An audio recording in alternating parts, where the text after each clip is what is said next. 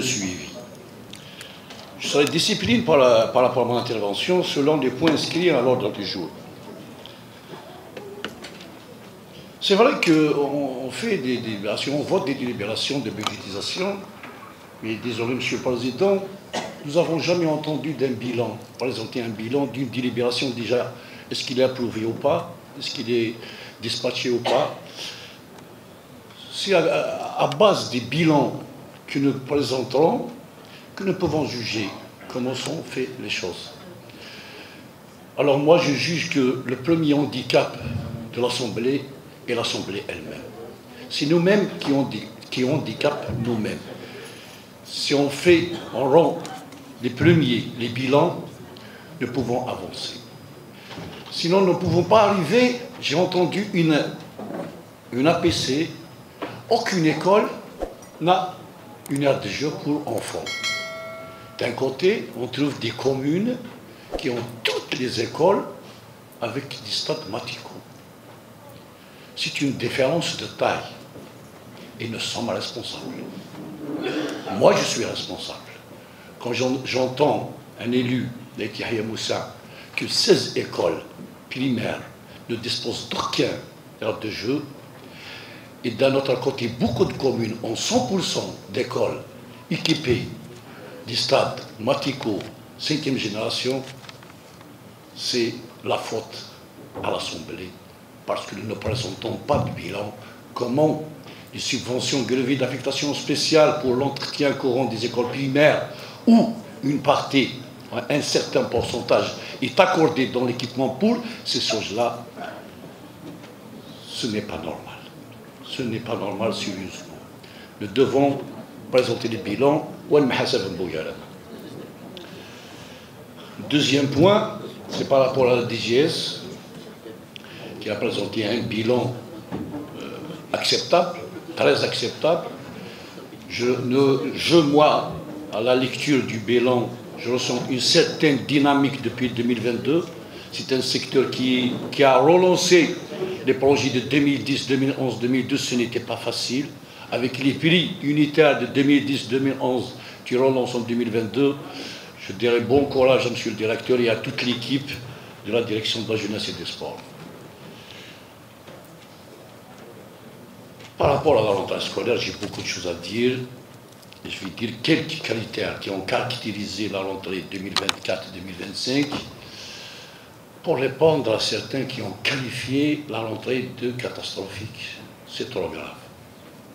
Pour la première fois, nous a permis l'application de la numérisation au niveau de l'éducation, qui a permis aux parents d'inscrire leurs enfants de chez eux.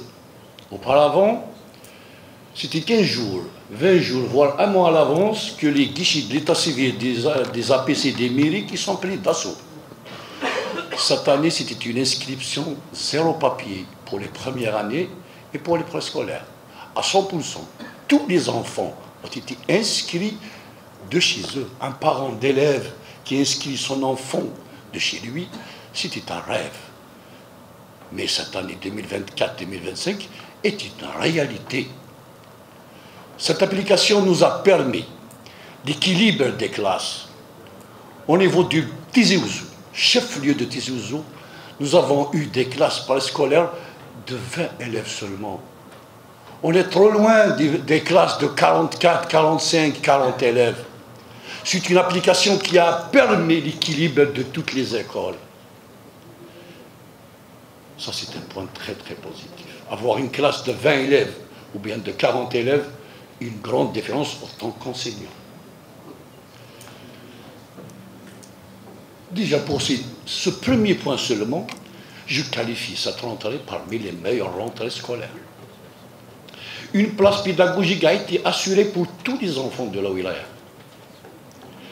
Dans les décisions prises par les pouvoirs publics dans le cadre de l'allègement du cartable, toute la deuxième édition pour le deuxième palier, 3e, 4e, 5e année était en place.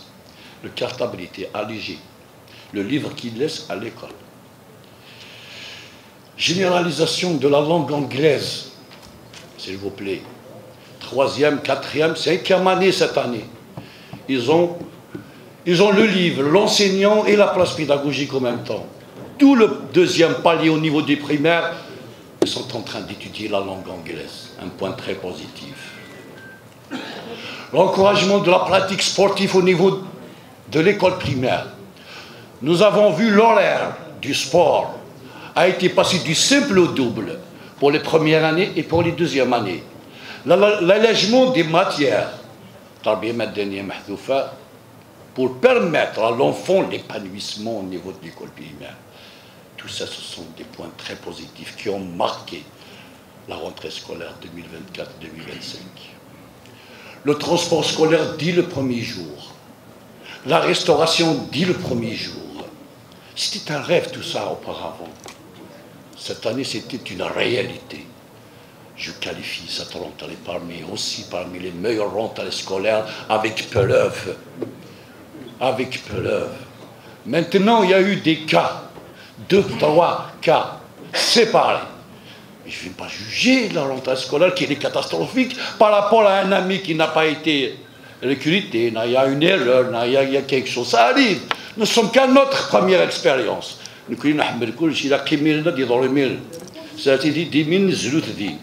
Alors moi, je qualifie cette rentrée parmi les meilleures rentrées scolaires que l'État a assuré. Monsieur le Président, je l'ai dit la dernière session que l'école est la mère des batailles, que l'école est l'assurance d'un pays en développement. En tant qu'Assemblée, nous pouvons bien participer à l'épanouissement de nos enfants au niveau du primaire, au niveau des CUN, au niveau du lycée.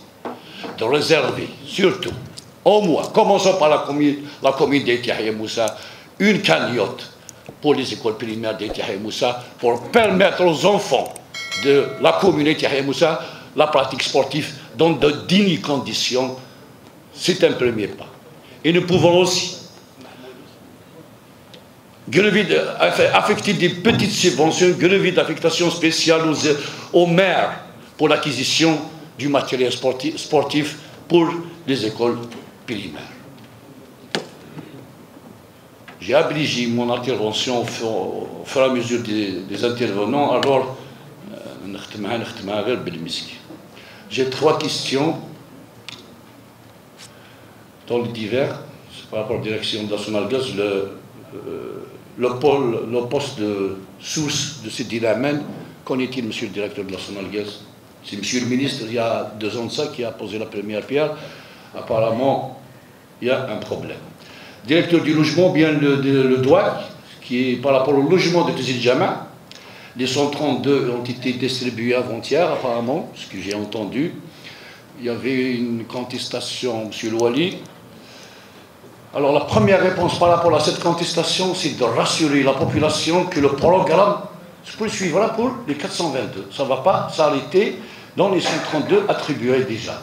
Alors le Duc a engagé une entreprise pour la réalisation des confortements pour permettre à l'OPJ la continuité du programme. Apparemment, il y a un problème qui bloque.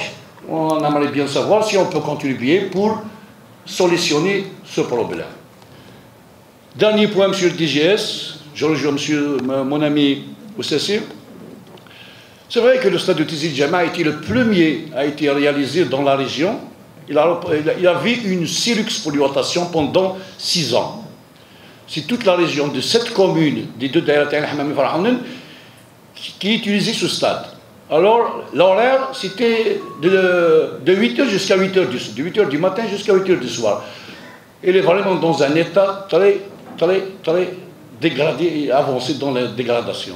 Alors, on aimerait bien, monsieur le directeur, de réserver, dans la mesure du possible, une enveloppe pour sa réhabilitation. Merci.